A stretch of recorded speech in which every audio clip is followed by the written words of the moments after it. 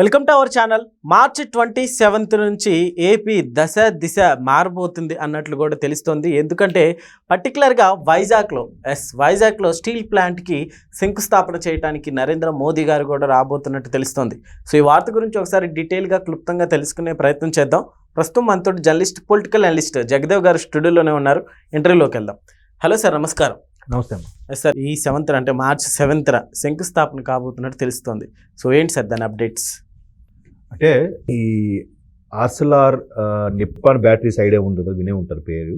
So ఆ Nippon వాళ్ళది main ఇది బేసు, లేకపోతే దానికి ఇది సిస్టమ్ కన్సర్న్ నాకు తెలియదు కానీ, సో ఆ నిప్పాన్ స్టీల్కి సంబంధించిన ఒక ఆర్సెలార్ నిప్పాన్ స్టీల్ ఫ్యాక్టరీ ఒకటి శంకుస్థాపన జరగబోతుంది. అది కూడా ఇక్కడ అనకాపల్లి జిల్లాలో నక్కపల్లి దగ్గరలో. అంటే ఆల్రెడీ నక్కపల్లి అనేది చంద్రబాబు నాయుడు గారు మొదట గవర్నమెంట్ వచ్చినప్పటికీ కూడా దాన్ని ఒక ఇండస్ట్రియల్ సెజ్గా ప్రకటించారు. అక్కడ హెట్రో లాంటి పెద్ద పెద్ద ఫార్మా కంపెనీస్ కూడా ఉన్నాయి. అంటే ఆల్మోస్ట్ ఆల్ అనకాపల్లికి తునికి మధ్యలో. తుని ఇప్పుడు అటు ఈస్ట్ గోదావరి, ఇటు పాయకరావుపేట ఉంటుంది విశాఖ జిల్లా. విశాఖది ఇప్పుడు అనకాపల్లి జిల్లా అయిపోయింది. అనకాపల్లి జిల్లా కేంద్రంగా తయారైంది. అయితే ఇక్కడ మరలా మనం చెప్పుకోవాల్సింది ఏంటంటే, ఆంధ్రప్రదేశ్లో భారత్లో అభివృద్ధి చెందుతున్న రాష్ట్రాలు కూటమి ప్రభుత్వాలే అని చెప్పి ఒకవైపు ఊదరగొడుతుంటే, అదంతా బీజేపీ ఆడుతున్న హైలీ డ్రామా అని చెప్పి కూడా ఇండియా కూటమి వాళ్ళు విమర్శిస్తున్నారు. కానీ ఇక్కడ మోదీ గారి నేతృత్వంలో 3.0 నడుస్తున్న నేపథ్యంలో ఎక్కడెక్కడ కూటమి ప్రభుత్వం ఉందో అక్కడక్కడ ఆయా రంగాలకు సంబంధించి ఏది అనువుగా ఉందో దాన్ని మెల్లమెల్లగా డెవలప్ చేసుకుంటూ ఎస్టాబ్లిష్ చేసుకుంటూ వెళ్ళిపోతున్నారు. మీరు ఒకసారి గమనిస్తే మహారాష్ట్ర కానీ, ఆంధ్రప్రదేశ్లో కానీ, అటు ఉత్తరప్రదేశ్లో కానీ, బీహార్లో కానీ ఈ కూటమి ప్రభుత్వం ఎక్కడెక్కడ ఉందో అక్కడ మెల్లగా ఏదో ఒక దానికి సంబంధించి వాళ్ళు అలాగా డెవలపింగ్ సంబంధించిన వనరులు అలాగే వస్తున్నాయి. వాళ్ళు ఆ విధంగా ట్రై చేస్తూ తెచ్చుకుంటున్నారు ప్రాజెక్టులు కూడా. ఇప్పుడు ఆంధ్రప్రదేశ్ ఏదైతే చంద్రబాబు నాయుడు గారు కూటమిలో ఉన్నారో, సో టీడీపీతో పాటు జనసేన కూడా కలిసి ఉందో, బీజేపీ కూడా కలిసిందో, ప్రతిదీ కూడా స్పెషల్ స్టేటస్ ఒక్కటే ప్రకటించలేదు అంతే. స్పెషల్ ప్యాకేజ్ రూపంలో ప్రతిదీ ఇస్తున్నారు, సిఐడిఏకి అమౌంట్ ఇస్తున్నారు. అలాగే ఏది కావాలన్నా కూడా అది త్వరితగతిన పనులు అవుతున్నాయి. చూసారా కూటమిలో ఉండడం ఎంత బెనిఫిట్? ఒకటి, జగన్మోహన్ రెడ్డి గారు లాంటి వైకాపా పార్టీకి పూర్తి స్థాయిలో చెక్ పెట్టడం జరిగింది. రెండోది, బలమైన పార్టీగా బలమైన ప్రభుత్వంగా అవతరించింది. మూడోది, ఈ కూటమిలో ఉండే ఈ సపోర్టు వల్ల కేంద్రంలో కూడా రేపొద్దున భాజపా ప్రభుత్వం లేదా ఎన్డీఏ భాగస్వామ్య పక్షాలతో కూడిన ప్రభుత్వం ఏవైనా మంచి నిర్ణయాలు తీసుకోవడానికి కూడా ఉపయోగపడుతుంది. లైక్ ట్రిపుల్ తలాక్ కానీ, ఆర్టికల్ 370 రద్దు కానీ, లేదా రామ మందిర్ నిర్మాణం కానీ, ఏది తీసుకోండి ప్రతిదీ కూడా, surgical strikes, operation Sindoor, operation Kagar, ఒక్కొక్కటి ఎంత సక్సెస్ఫుల్గా అవుతున్నాయి కదా. 180 జిల్లాలు ఉండే మావోయిస్టు ప్రభావిత ప్రాంతాలు ఈరోజు 7 జిల్లాలకు పరిమితం అయిపోయాయి. అవునా? నిన్న మొన్న దేవ్జీ లాంటి కీలకమైన వ్యక్తి కూడా లొంగిపోయారు. సో కూటమి వల్ల ఎన్ని బెనిఫిట్స్ ఉన్నాయి. మరోవైపు కూటమి ప్రభుత్వాలకే ఎక్కడి నుంచైనా ఫారిన్ కంట్రీస్ కొలాబరేషన్ ఏమైనా వస్తున్నా కూడా వాళ్ళు ఇక్కడ పెట్టండి. ఒరిస్సాలో కూడా కూటమి ప్రభుత్వమే.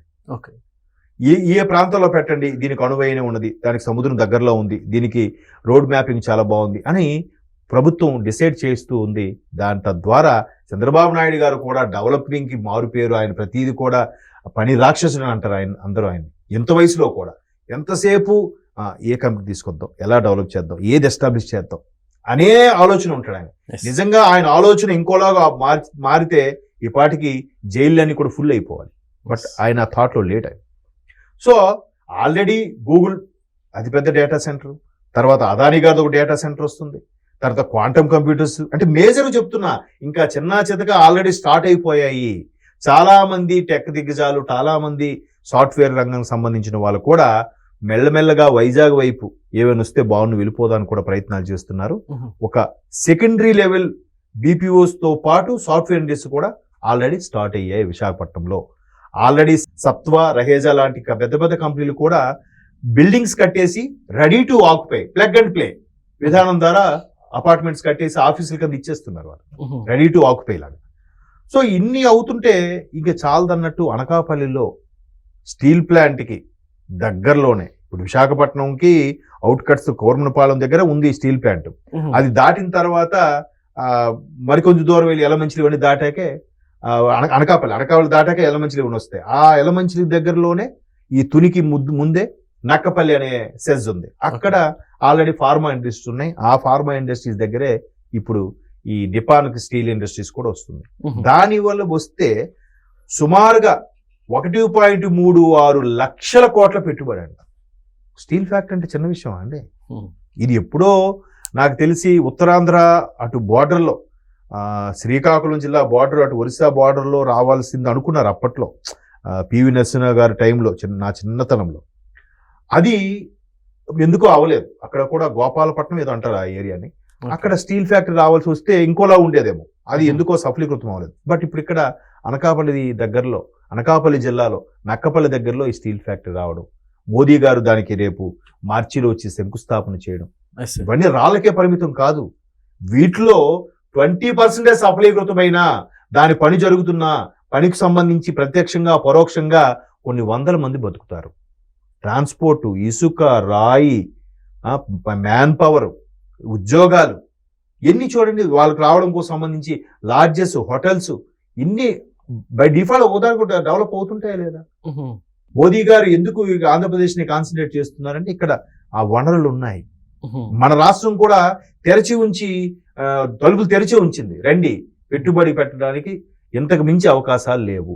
గడిచిన 1 year ఫైనాన్షియల్ ఇయర్ చూసుకుంటే 2024-25కి అలాగే 25 ఆల్మోస్ట్ 25-26 కూడా రేపు ఇంకొక నెల రోజులు అయిపోతుంది. ఈ ఫైనాన్షియల్ ఇయర్ లో అత్యధిక పెట్టుబడులు వచ్చిన రాష్ట్రం కూడా భారతదేశంలో ఆంధ్రప్రదేశ్. ఓకే, మిగతావన్నీ ఈ దావోసు సభలు అక్కడికి వెళ్ళారు, ఇక్కడికి వెళ్ళారు, ఎంఓఎల్ చేసుకున్నారు, నిజంగా సఫలీకృతం అయ్యే లేదు. కానీ ఇక్కడ ఆల్మోస్ట్ 60 to 70% సఫలీకృతం అయిపోయాయి. పేపర్ వర్క్ కూడా అయిపోయింది. పని స్టార్ట్ అయ్యాయి, కొన్ని స్టార్ట్ అవ్వాల్సి ఉన్నాయి. రేపు మోదీ గారు ఇది శంకుస్థాపన చేస్తే ధీటుగా రెడీ అవబోతుంది. ఇంకోటి, ఇది ధీటుగా రెడీ అవుతుంది కాబట్టి వైజాగ్ స్టీల్ మూసేస్తారు, వైజాగ్ స్టీల్ మళ్ళీ ఇబ్బంది అని అనుకోవడం లేదు. ఆల్రెడీ వైజాగ్ స్టీల్ కి ఎప్పుడైతే కూటమి ప్రభుత్వం వచ్చిందో 15,000 కోట్లు శాంక్షన్ చేశారు. ఉద్యోగులు జీతభత్యాలన్నీ ఇప్పించారు. వాళ్ళు కూడా స్ట్రైక్ విరమించారు. మరలా ప్రొడక్షన్ అక్కడ కూడా స్టార్ట్ అవుతుంది. సో అంటే నేను అనేది ఏదో ఓదరగొట్టి చేసేయడమే కాదు, అక్కడ స్థానికంగా ఉండే వాళ్ళు కూడా అడిగితే అబ్బా ఇప్పుడు బాగానే అవుతుందిరా, నడుస్తుంది, అందరూ హ్యాపీగా ఏదో పనులు చేసుకుంటున్నాం, రెవెన్యూ జనరేట్ అవుతుంది, టర్న్ ఓవర్ అవుతుంది, బాగుందిరా అని మాట్లాడుకుంటున్నారు. చూసారు, అలా మాట్లాడుకుంటున్నారు అంటే స్థానికంగా ప్రజలు, మీకు కావాలంటే సర్వే చేసుకోండి, ఒకసారి వెళ్ళి మాట్లాడండి. నేను ఒకదానికి ఫేవర్ గా చెప్పడం కాదు, స్థానికంగా 2018-19లో జరిగిన డిఏ కూడా మొన్న ఇచ్చారండి చంద్రబాబు నాయుడు గారు. నిజంగా చనిపోయిన పెన్షనర్స్ కూడా అమౌంట్ పడిందంటే ఎంత హ్యాపీ అండి వాళ్ళు. 19-24 మధ్యలో ఒక్క రూపాయి కూడా ఎవరు చూడలేదే. ఇప్పుడు ఒక్కసారి ఆ అమౌంట్ వచ్చింది. 18-19 చంద్రబాబు నాయుడు గారు గవర్నమెంట్ లేకపోయినా అది ఇప్పుడు డిఏ రిలీజ్ చేశారు. ఆ ఎంతమంది ఆ ఏజ్డ్ పర్సన్స్ పెన్షనర్స్ హ్యాపీగా ఫీల్ అయ్యారు. ఇది పరిపాలన అంటే. Okay sir, thank you.